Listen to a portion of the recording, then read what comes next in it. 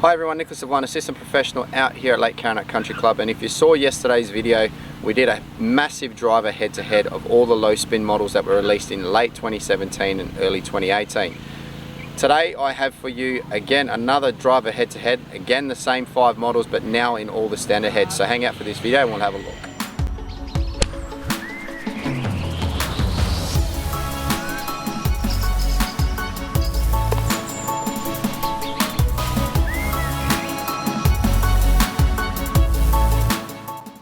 So like yesterday's video, I'm going to show you an individual shot I hit with each of these 5 clubs and the best shot that I hit with them all. Now by the time I got to hitting these drivers, I was actually starting to get pretty tired and my arm was starting to hurt quite a fair bit. So the swing speeds aren't significant, but the great thing about that is for the average golfer, these swing speeds are going to be very relevant to you, and it's going to give you a very good indication of what these drivers can do at a very low swing speed. So grab a cup of tea, sit down. I'm going to run a quick video now, or a quick section of the video showing you me hitting the golf ball and showing you some of the best shots I hit with each of those individual clubs. And then like yesterday's video, we're going to move in and we're going to have a look at the sound, the look, the dispersion, the spin rates, our overall distance, and then at the end my final thoughts, which I think would be the driver that is the best overall based on the numbers, and then also the driver that's best for your buck. So enjoy, and I'll be back with you again very shortly.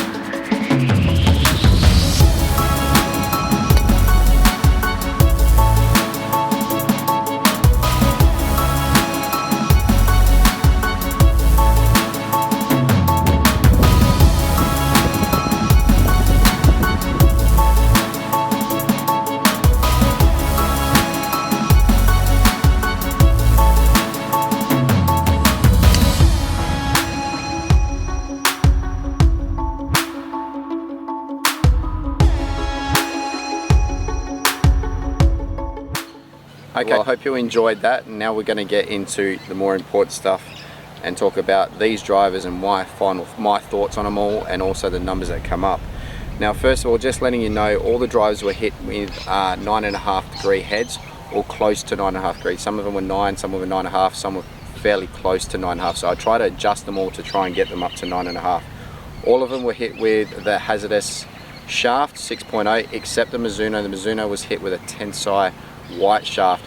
So tensei white shaft is a 70 grain shaft. It's slightly heavier, but most important thing there, it's also a low spin shaft. Now when we're talking about looks, and you'll see the images come up on the screen, look wise for me the Callaway wins, just like it did in the low spin model. I just love the look of this head, and like I said, most of these are just my opinions as overall to what I think looks best. TaylorMade came in second. I do like the TaylorMade head, but I'm not a big fan of the silver, but I preferred that head to any of the other heads that were out there. Then the Ping, once you can get your head around how busy the top of that head looks, and you can see what this head can actually do, you get your mind around that look pretty quickly. Then Mizuno, and then of course Cobra last, just like it was in the low spin model. I just don't like the grey head. If they had produced that in Australia in a black head, that would have been probably first, if not second. Now price points, now they're a little bit different to the low spin models. M4 is slightly cheaper than the M3, and then the Mizuno does the opposite. The GT goes up in comparison to ST, where the ST was cheaper. So price point wise, Cobra is still at $599, followed by Ping at $629, and then the other 3 models being the Callaway, the Mizuno and TaylorMade, all up at $699. Sound. Now if you saw my low spin video yesterday, we talked about the sound of all the drivers. I said they all sounded pretty good, and guess what, in this series they all sound pretty good as well, except the TaylorMade M4 with its geocoustic factor, it is a little bit higher than the rest of the drivers. So if you see the video I'm going to run now, I'm going to show you the 5 drivers being hit again. You can really hear the TaylorMade is a lot louder than the rest.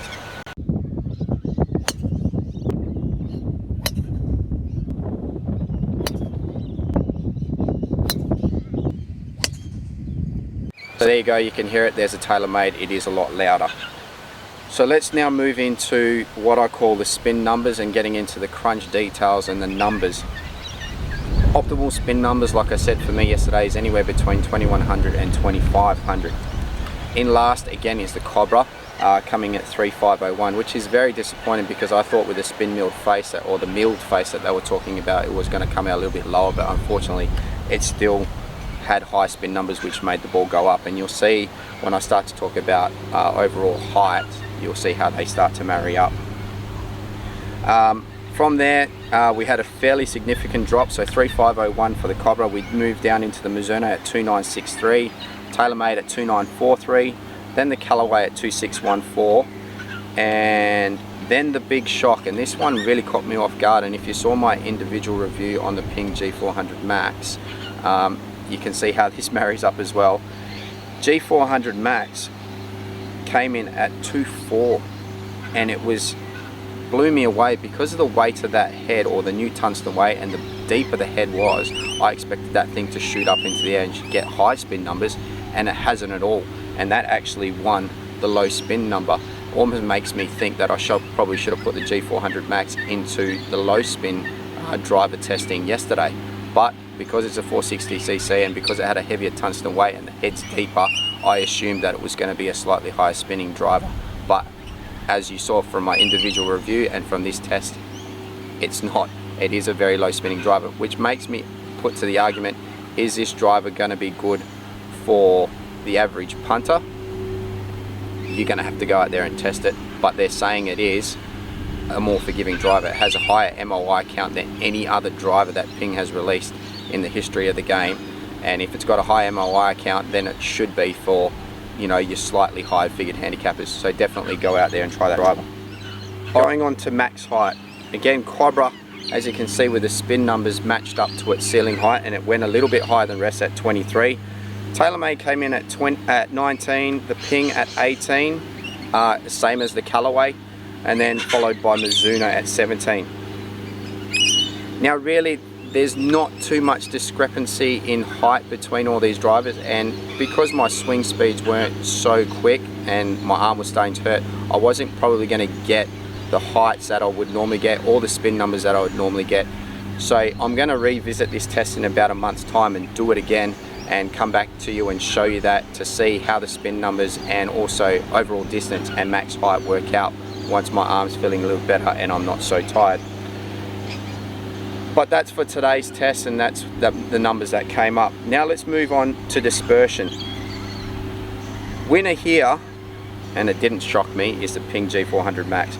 With its high MOI count, and you can see images coming up on the screen, this driver just outperformed everyone, and Ping's always been known to have the most forgiving driver and always popped it down the middle.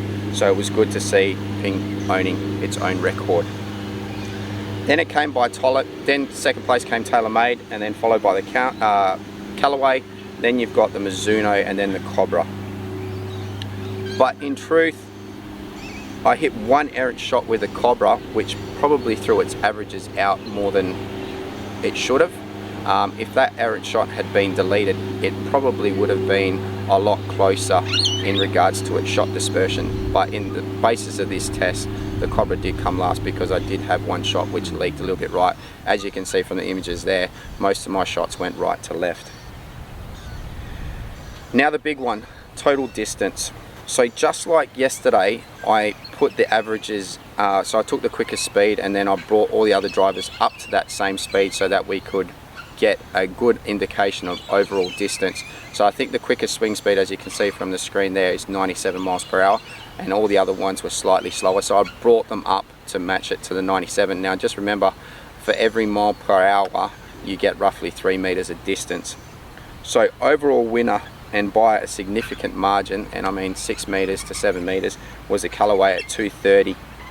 Next closest to that was the Ping G400 Max at 224, then the Mizuno at 221, TaylorMade at 219, and then the Cobra at 217. Now that's a big increase from Cobra to the Callaway. Not so much from the Callaway to the Ping G400 Max, but that club there, that Callaway Rogue, works really well off slow swing speeds. And if you compare that to the old Epic that they had, the old Epic didn't have the punch off the face like this driver has, and because my swing speed was really slow, there is a massive plus there out there for the average golfer. So definitely go to try the Callaway Rogue driver. So final thoughts, overall winner, hands down, Callaway Rogue. Slow swing speed, massive spring off the face, good in dispersion, good on spin numbers. You're going to get everything you could possibly want out of that driver. So definitely go out there and try the Callaway Rogue. Bang for your buck, Ping G400 Max. Now it is more than the TaylorMade, it is more than the Mizuno, it is more than the Cobra at $629. It's $29 more, but when you look at the numbers and you can see what the Ping G400 Max can do in comparison to those other three models, that for me is a driver which I would consider best bang for your buck. So definitely go out there and try the Ping G400 Max. Anyway, there you have it. There's my thoughts on the drivers that have just been released late 2017, early 2018. Make sure that you go out there and try all those drivers. Leave a comment in the comment section. Let me know how you go with each of those drivers. Most of all, smash the like button. Hit the subscribe button. It just gives you a notification of when my next video is. And if you saw my last couple of videos, I'm telling you I need to try and get to 1,000 subscribers to get this channel going, or keep this channel going. So please hit the subscribe button. It doesn't cost you anything. And then most of all, we'll see you next time on ND Golf.